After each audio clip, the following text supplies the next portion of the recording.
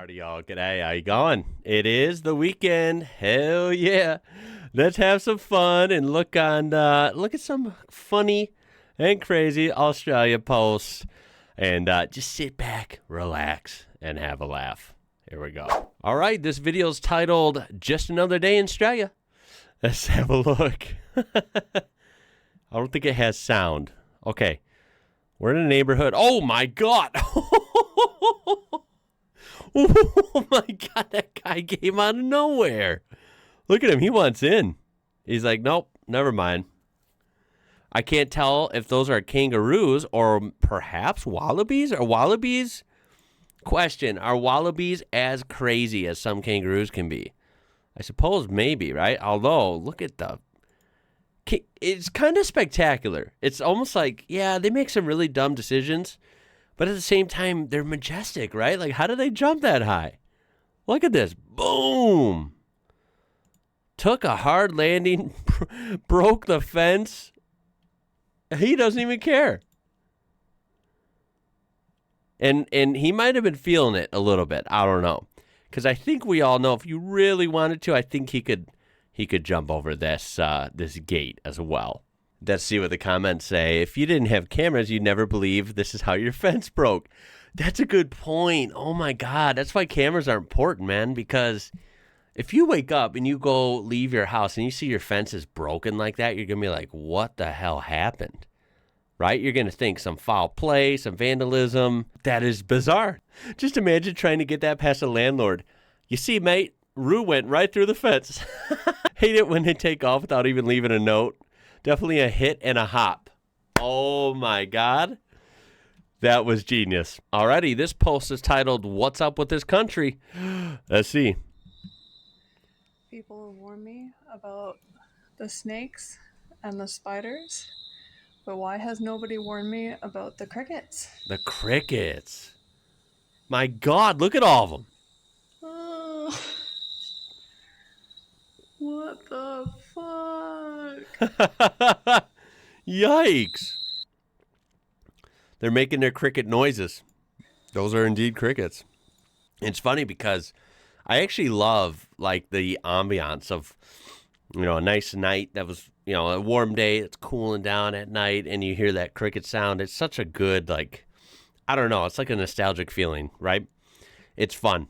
But seeing crickets in this context, not as soothing somehow. Wow, what is the deal with this? Anyone? I don't know. Like, I've never walked into what looks to be obviously a public bathroom and seen crickets all over. Maybe I've been lucky. Anyone want to spell this out? What's going on there? Pretty fascinating. I thought everyone in Australia got excited for cricket season. Now that's a good one. Crickets are annoying but harmless. It's the drop bears you really need to worry about.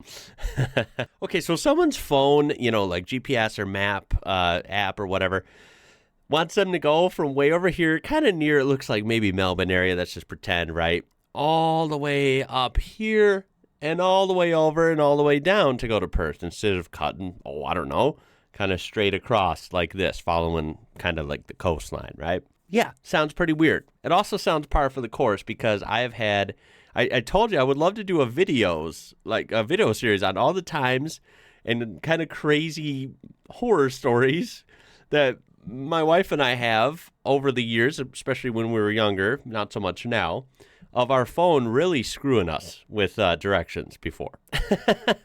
I'm kind of not surprised it would suggest something goofy like this. So what's the reason? I don't know. I'd chalk it up to phone GPSs acting like phone GPSs. They always do weird stuff like this. But if we go to the comments, someone says a 400-kilometer stretch of the air highway between Adelaide and Perth is currently closed because of a bushfire. Okay. Well, that's actually something legitimate then.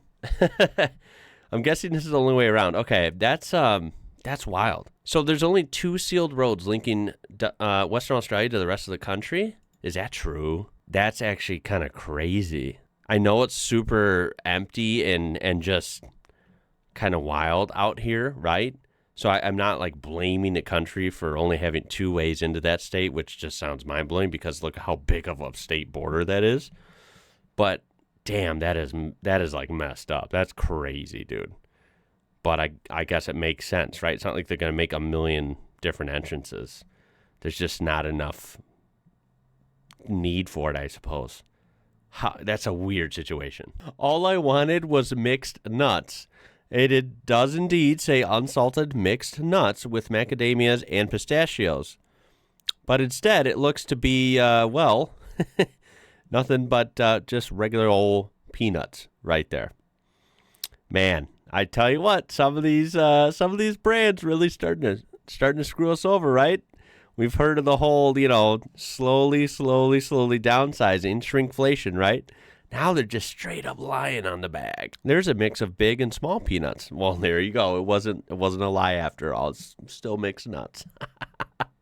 That's weird. I buy that one all the time, and it always has a pretty reasonable mix.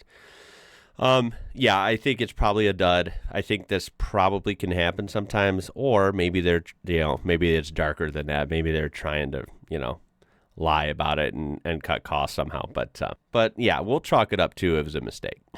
Ooh, this ought to be good. Melbourne weather. We got to click on this. Let's put it full screen here. Here we go. Brace yourself. You never know. I've heard Melbourne weather can be all over the place.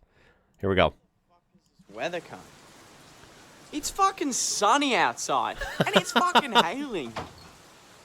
What the fuck is Australia, mate? That is pretty weird, I gotta admit. Every once in a while you see these really weird weather anomalies, and you're like, can someone just explain this to me? Like I took meteorology class, right?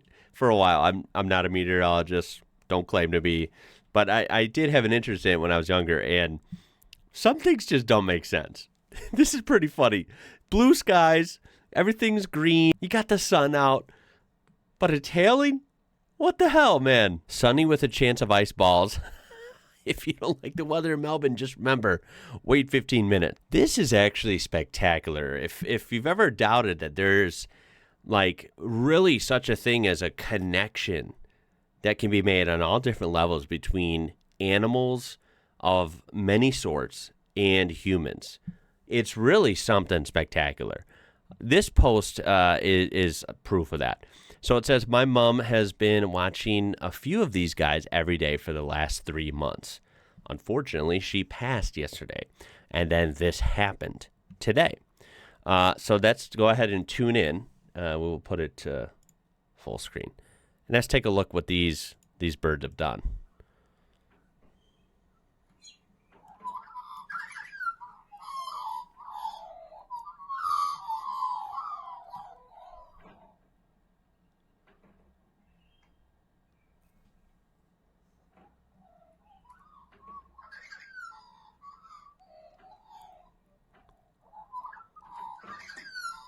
Wow.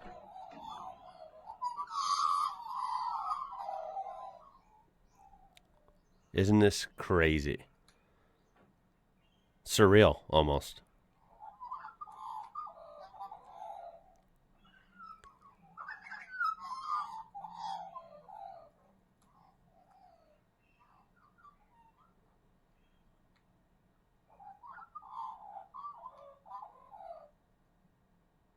So these birds look to me like they know that she's not there that day. They can sense it, they feel it, they know it, and it's like they're mourning. It's like they're grieving, right?